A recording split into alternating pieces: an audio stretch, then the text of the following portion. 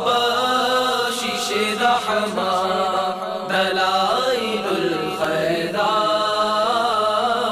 ثنائے سرور ذیشان دلائل الخیرات ہر ایک مرض سے شفا ہے دلائل الخیرات ہر ایک مرض سے شفا ہے دلائل الخیرات عطا و بخشش رحمت دلائل الخیرات الحمدللہ رب العالمین والصلاة والسلام علی سید المرسلین اما بعد فاعوذ باللہ من الشیطان الرجیم بسم اللہ الرحمن الرحیم الصلاة والسلام علیک یا رسول اللہ وعلی آلک و اصحابک یا حبیب اللہ الصلاة والسلام علیک یا نبی اللہ وعلی آلک و اصحابک یا نور اللہ۔ مدنی چینل کے ناظرین، سلسلہ فیضان دلائل الخیرات شریف میں حاضر ہیں۔ اس سلسلے میں دلائل الخیرات شریف کے پہلے حزب پر گفتگو ہو رہی ہے۔ آئیے مزید درود پاک کی تشریحات سنتے ہیں۔ اللہم صلی علی سیدنا محمد وعلی ازواجہ وذریتہ وعلی جمیع النبیین والمرسلین والملائکۃ والمقربین وجمیع عباد اللہ الصالحین عدد ما امطرت السماء منذ بنیتها وصل علی سیدنا محمد عدد ما انبتت الارض منذ دحوتها وصل علی سیدنا محمد عدد النجوم في السماء فإنك أحصيتها وصل علی سیدنا محمد عدد ما تنفست الارواح منذ خلقتها عدد ما امطرت، اس سے مراد بارش کے قطرے ہیں، یعنی اے اللہ بارش کے قطروں کے برابر درود بھیج۔ عدد ما انبتت الارض، ان سبزیوں اور درختوں کے برابر جو زمین نے نکالے۔ منذ دحوتها، جب سے تو نے زمین کو بچھایا ہے، اتنے درود و سلام بھیج ہمارے آقا صلی اللہ تعالی علیہ وآلہ وسلم پر۔ فَإِنَّكَ أَحْصَيْتَهَا، اس لیے کہ اے رب کریم تجھے ان ستاروں کی تعداد اور مقدار کا علم ہے، کیونکہ تو ان کا خالق ہے، اور لازمی امر ہے کہ خالق اپنی مخلوق کا عالم ہوتا ہے، لہٰذا تو ان کی تعداد کے مطابق درود بھیج۔ عدد ما تنفست الارواح، اس تعداد میں کہ روحوں نے سانس لیے، ہوا کی ٹھنڈک حاصل کرنے کے لیے۔ اس سے تمام جانداروں کی روحیں مراد ہیں، خواہ وہ انسان ہوں یا دوسرے حیوانات۔ اس جگہ ریحن کی جمع ارواح بھی مراد لے سکتے ہیں، یعنی جس قدر ہوائیں چلیں۔ منذ خلقتہا، جب سے تو نے روحوں کو ان کے جسموں میں پیدا کیا۔ مطلب یہ ہوا کہ تمام مخلوقات کے سانسوں کے برابر درود بھیج، یا یہ مطلب ہے کہ ہوا کی پیدائش سے اس وقت تک جتنی ہوائیں چلی ہیں اتنے درود بھیج۔ درود پاک کے بعد دلائل الخیرات شریف میں دعا کے الفاظ یہ ہیں: اللہم اجعلنی ممن لزم ملت نبیک سیدنا محمد صلی اللہ علیہ وسلم وعظم حرمته وأعز كلمته وحفظ عهده وذمته ونصر حزبه ودعوته وكثر طابعيه وفرقته ووافى زمرته ولم يخالف سبيله وسنته اللهم إني أسألك الاستمساك بسنته وأعوذ بك من الانحراف عما جاء به اللهم إني أسألك من خير ما سألك منه سيدنا محمد نبيك ورسولك صلى الله عليه وسلم وأعوذ بك من شر ما استعاذك منه سيدنا محمد نبيك ورسولك صلى الله عليه وسلم۔ اللہم اجعلنی ممن، یعنی مجھے ان لوگوں میں سے ایک بنا دے، لازمہ جو جدا نہیں ہوئے، ملت نبی کا محمد صلی اللہ علیہ وسلم، تیرے نبی حضرت محمد مصطفیٰ صلی اللہ تعالی علیہ وآلہ وسلم کے دین سے، وعظم حرمتہ، اور جنہوں نے آپ کی حرمت کا احترام کیا ہے۔ حرمت سے مراد وہ شان و شوکت ہے جس کی پاسداری ضروری ہے اور اس کی نہ توہین جائز ہے نہ تنقیص گھٹیا جاننا۔ وَكَثْرَ تَابِعِهِ، اور آپ کے پیروکاروں میں اضافہ کیا۔ تابع وہ ہے جو آپ کے طریقے پر چلے۔ اس جگہ آپ کے دین پر چلنے والے مراد ہیں، یعنی دنیا و آخرت میں ان کے ساتھ شامل ہو کر ان کی کثرت میں اضافہ کرے۔ وَوَافَى زُمْرَتَهُ، اور آپ کے گروہ کے پاس آیا۔ اللہم انی اسألک، اے اللہ میں تجھ سے طلب کرتا ہوں۔ سوال طلب کی ایک قسم ہے، یعنی مطلق ادنا کا اعلیٰ سے طلب کرنا۔ جب طلب اللہ تبارک و تعالیٰ سے ہو تو اسے سوال اور دعا کہا جاتا ہے۔ اللہ تبارک و تعالیٰ کے ماں سوا سے طلب کرنے کو دعا نہیں کہا جاتا۔ اے اللہ مجھے عطا فرما۔ الاستمساک بسنتہ، استمساک کا معنی مضبوطی سے پکڑنا اور سنت کا معنی طریقہ اور دین ہے۔ وَأَعُوذُ بِكَ، اور میں تیری پناہ مانگتا ہوں، اور یہ ہے کہ اے اللہ مجھے پناہ عطا فرما ہر اس چیز سے جو حضور صلی اللہ تعالی علیہ وآلہ وسلم اللہ تبارک و تعالیٰ کی طرف سے لائے ہیں۔ انحراف کی دو صورتیں ہیں، بدعت بدعقیدگی یعنی بری بدعت، نمبر 2 معصیت۔ اے اللہ میں تجھ سے اپنے لیے سوال کرتا ہوں، مجھے اس خیر کا ایک حصہ عطا فرما۔ حضور انور صلی اللہ تعالی علیہ وآلہ وسلم نے جس خیر کا سوال کیا ہم اس کے بعض کا سوال کرتے ہیں، کیونکہ ہمارے لیے وہی جائز اور مناسب ہے۔ یہ بھی ہو سکتا ہے کہ مطلب یہ ہو کہ میں نبی اکرم صلی اللہ تعالی علیہ وآلہ وسلم کے لیے، اپنے لیے اور اس شخص کے لیے جس کے لیے حضور انور صلی اللہ تعالی علیہ وآلہ وسلم نے سوال کیا، خواہ وہ کوئی بھی ہو، سوال کرتا ہوں۔ اس صورت میں ہم وہ سب کچھ مانگتے ہیں جو حضور اکرم صلی اللہ تعالی علیہ وآلہ وسلم نے مانگا۔ جو کچھ آپ کے ساتھ خاص ہے وہ آپ کے لیے، اور جو ہمارے لیے لائق ہے وہ اپنے لیے مانگتے ہیں، گویا ہم آپ کی دعا پر آمین کہہ رہے ہیں۔ خیر وہ حسین چیز ہے جس میں دنیاوی یا اخروی نفع ہو۔ خیر کا استعمال کئی معنوں میں ہوتا ہے، جن میں سے ایک معنی ہر کمال، نفع اور مناسب چیز کو کہا جاتا ہے۔ چنانچہ کہتے ہیں کہ ایمان خیر ہے، امن و عافیت خیر ہے۔ دلائل الخیرات شریف میں اس جگہ اسی کے معنی میں استعمال ہوا ہے۔ اللہم انی اسألک من کل خیر سألک منہ، اے اللہ میں تجھ سے ہر وہ بھلائی مانگتا ہوں جو حضور سید عالم صلی اللہ تعالی علیہ وآلہ وسلم نے تجھ سے مانگی ہے۔ محمد الرسول اللہ، حضرت محمد رسول اللہ صلی اللہ تعالی علیہ وآلہ وسلم نے صرف اپنے لیے یا اپنے اور دوسروں کے لیے یا اپنی امت کے لیے مانگی۔ وَأَعُوذُ بِكَ، اور میں تیری پناہ مانگتا ہوں۔ معنی برائی اور بری چیز ہے، یعنی اس چیز کی برائی سے استعاذک منہ، جس سے پناہ مانگی ہے تیرے نبی اور رسول حضرت محمد مصطفیٰ صلی اللہ تعالی علیہ وآلہ وسلم نے اپنے لیے یا دوسروں کے لیے۔ مدنی چینل کے ناظرین، اب آپ کو مشکات شریف سے چند دعائیں عرض کرتا ہوں جو پیارے آقا صلی اللہ تعالی علیہ وآلہ وسلم نے مانگی۔ یاد کر لیں، لکھ لیں، اور ان دعاؤں کے بعد ایک دعا جو سب دعاؤں کی جامع ہے، جو حضور صلی اللہ تعالی علیہ وآلہ وسلم نے سکھائی، وہ انشاءاللہ عرض کروں گا اس سے اگلے سلسلے میں۔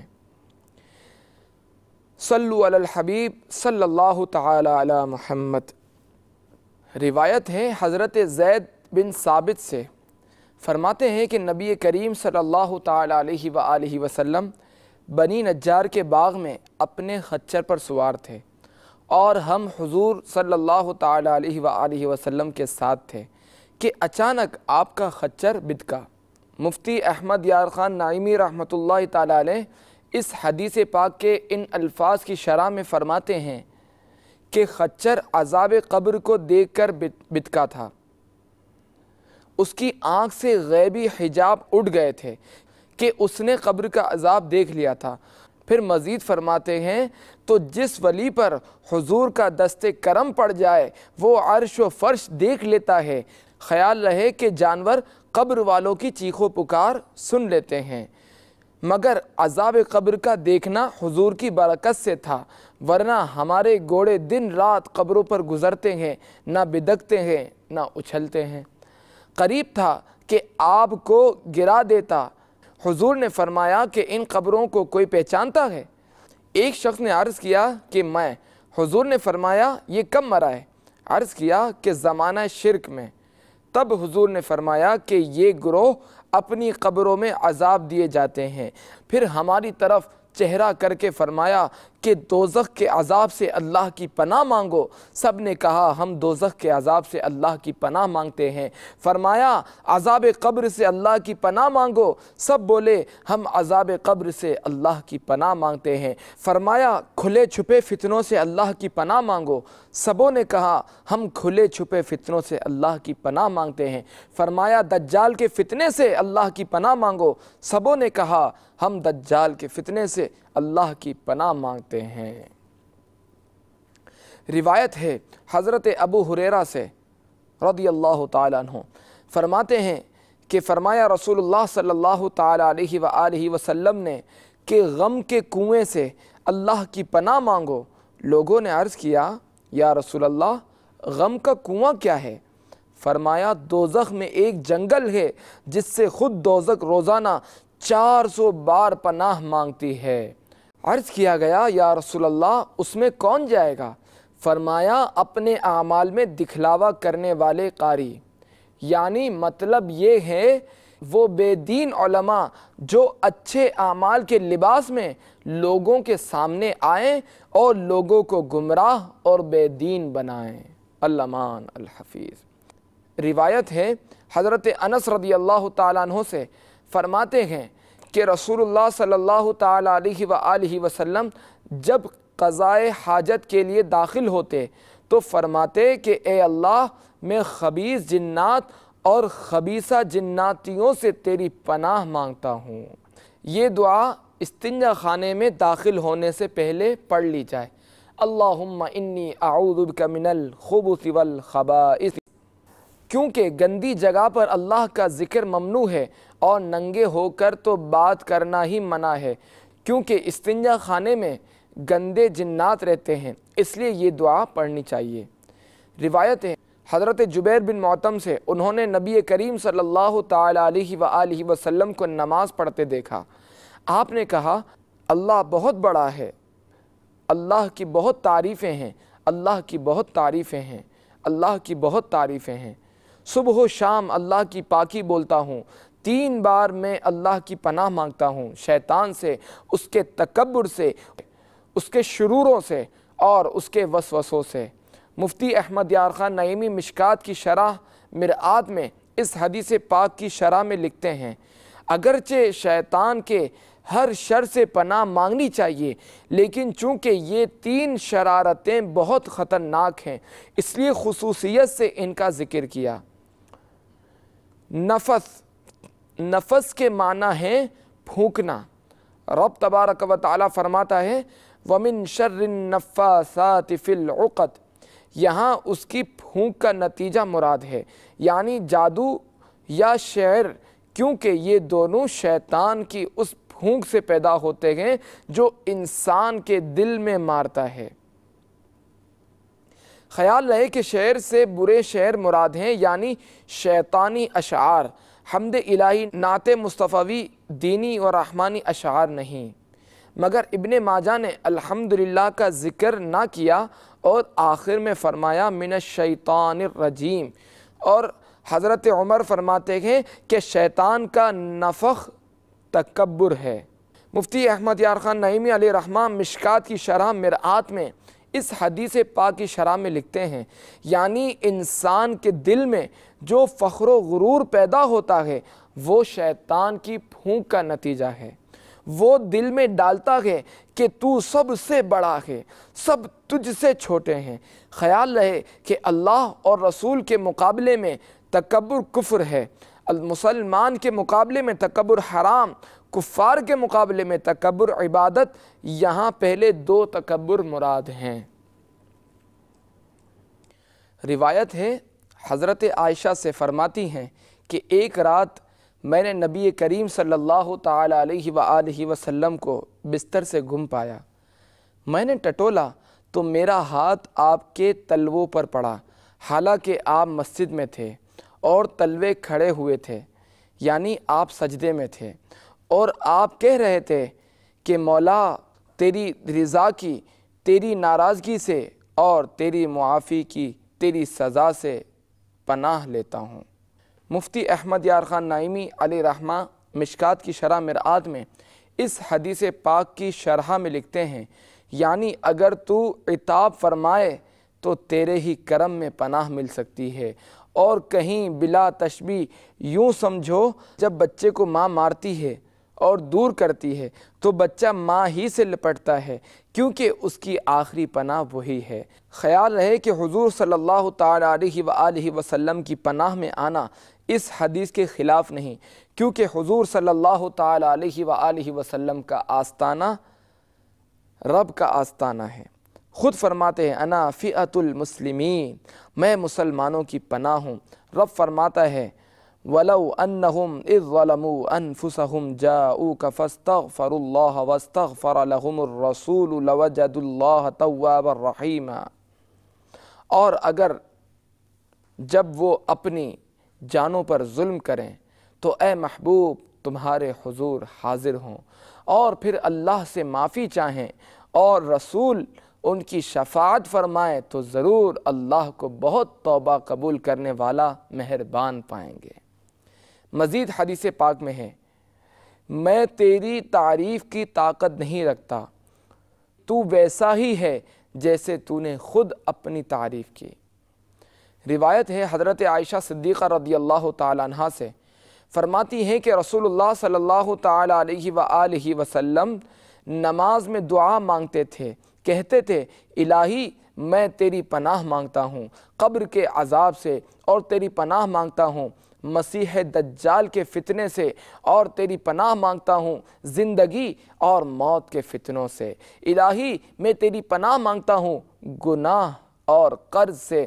کسی نے عرض کیا حضور قرض سے اتنی زیادہ پناہ مانگتے ہیں؟ تو فرمایا کہ آدمی جب مقروض ہوتا ہے بات کرتا ہے تو جھوٹ بولتا ہے اور وعدہ کرتا ہے تو خلاف کرتا ہے۔ مفتی احمد یار خان نائمی مشکات کی شرح مرآت میں اس حدیث پاک کی شرح میں لکھتے ہیں عذاب قبر معتزلی فرقہ اس کا منکر ہے، یہ حدیث ان کی پوری تردید ہے۔ عذاب قبر میں وہاں کی وحشت، دہشت، تنگی، گرمی سبھی داخل ہیں۔ اللہ تبارک و تعالی سب سے بچائے۔ دجال دجل ان سے بنا بمانی فریب، دجال فریبی اور مکار، مسیح یا مسح سے ہے یا مساحت سے ہے۔ مسح چھونا، مساحت ناپنا یا سیر کرنا۔ چونکہ دجال کی ایک آنکھ ممسوح یعنی پونچھی ہوئی ہے، یا چونکہ وہ سوائے حرمین شریفین کے باقی ساری دنیا کی سیر کرے گا، لہذا اسے مسیح کہا جاتا ہے۔ خیال رہے کہ عیسیٰ علیہ السلام کو مسیح اس لیے کہتے ہیں کہ آپ مردے کو چھو کر زندہ کرتے تھے اور بیمار کو چھو کر تندرست، یا اس لیے کہ آپ نے کہیں گھر نہ بنایا، ہمیشہ سفر میں رہے۔ سبحان اللہ، کیسا جامع کلمہ ہے۔ کفر، گمراہی، گناہ، وہ آفتیں جو رب سے غافل کر دیں، وہ مال، اولاد، سلطنت جو سرکش کر دیں، سب زندگی کے فتنے ہیں۔ موت کے وقت شیطانی وسوسے، منکر و نکیر کے سوالات میں ناکامی، یہ سب موت کے فتنے ہیں۔ گناہ سے مراد چھوٹے بڑے سارے گناہ اور گناہوں کے اسباب ہیں۔ قرض سے مراد وہ قرض ہیں جو گناہ کے لیے لیا جائے یا وہ جو مقروض پر بوجھ بنے اور اس کے ادا ہونے کی کوئی صورت نظر نہ آئے۔ حضور علیہ الصلوۃ والسلام نے عبادتوں کے لیے قرض لیا اور صدیق اکبر رضی اللہ تعالیٰ عنہ نے آپ کی وفات کے بعد سارا چھوڑا ہوا قرض ادا کر دیا۔ لہٰذا اس حدیث پر یہ اعتراض نہیں کہ جب حضور صلی اللہ تعالیٰ علیہ وآلہ وسلم یہ دعا مانگتے تھے تو آپ پر قرض کیوں ہوتا تھا۔ کسی نے عرض کیا حضور قرض سے اتنی زیادہ پناہ مانگتے ہیں۔ یہ عرض کرنے والی خود حضرت عائشہ صدیقہ تھیں، جیسا کہ نسائی شریف میں ہے۔ یعنی قرض بہت سے گناہوں کا ذریعہ ہے۔ عموماً مقروض قرض خواہ کے تقاضے کے وقت جھوٹ بھی بولتے ہیں کہ گھر میں چھپ کر کہلوا دیتا ہے کہ وہ گھر پر نہیں، اور اگر پکڑے گئے تو کہہ دیا ہمارا مال آنے والا ہے جلدی دیں گے۔ وعدہ خلافی بھی کرتے ہیں کہ کل لے جانا، مگر دیتے نہیں۔ مدنی چینل کے ناظرین، یاد رہے کہ یہ ساری دعا امت کی تعلیم کے لیے ہے، ہم سب کی تعلیم کے لیے ہے۔ بخاری شریف کی روایت میں ہے کہ اس کے معنی ان دونوں کی روایت میں ہے کہ برا کہتے ہیں خدا کی قسم جب جنگ سخت ہوتی تھی تو ہم حضور کی پناہ لیتے تھے، اور ہم میں بہادر وہ تھا جو ان کے یعنی آپ صلی اللہ تعالیٰ علیہ وآلہ وسلم کے ساتھ کھڑا ہوتا تھا۔ مفتی صاحب فرماتے ہیں کہ حضور انور جہادوں میں سب مجاہدین کی جائے پناہ ہوتے تھے، کہ ہر طرف سے آپ ہی کے پاس آیا جاتا تھا، بلکہ قیامت تک ہر مسلمان کی پناہ حضور صلی اللہ تعالیٰ علیہ وآلہ وسلم ہی ہیں۔ ہر مصیبت ہر آفت میں حضور کی پناہ میں آؤ۔ فرماتے ہیں انا فئۃ المسلمین، میں مسلمانوں کی پناہ ہوں۔ عموماً جہادوں میں سردار محفوظ مقامات پہ کھڑے ہوتے ہیں، مگر قربان جائیے حضور انور صلی اللہ تعالیٰ علیہ وآلہ وسلم جہاد میں مشکل ترین جگہ پر کھڑے ہوتے تھے۔ جہاں حضور کھڑے ہوتے تھے وہیں جنگ کا زور ہوتا تھا، اس لیے آپ کے ساتھ آپ کے پاس کھڑے ہونا ہر شخص کا کام نہ ہوتا، بہت بہادر ہی وہ جگہ سنبھال لیتا تھا۔ اللہ تبارک و تعالیٰ سے دعا ہے ہمیں حضور سرور عالم صلی اللہ تعالیٰ علیہ وآلہ وسلم کی پناہ عطا فرمائے، آپ کے صدقے میں قرض سے نجات عطا فرمائے، شیطان لعین کے وسوسوں سے نجات عطا فرمائے، نفس امارہ کے وسوسوں سے نجات عطا فرمائے۔ آمین آمین بجاہ النبی الامین صلی اللہ تعالیٰ علیہ وآلہ وسلم۔ عطا و بخشش رحمت دلائل الخیرات، ثنائے سرور ذیشان دلائل الخیرات، ہر ایک مرض سے شفا ہے دلائل الخیرات، ہر ایک مرض سے شفا ہے دلائل الخیرات۔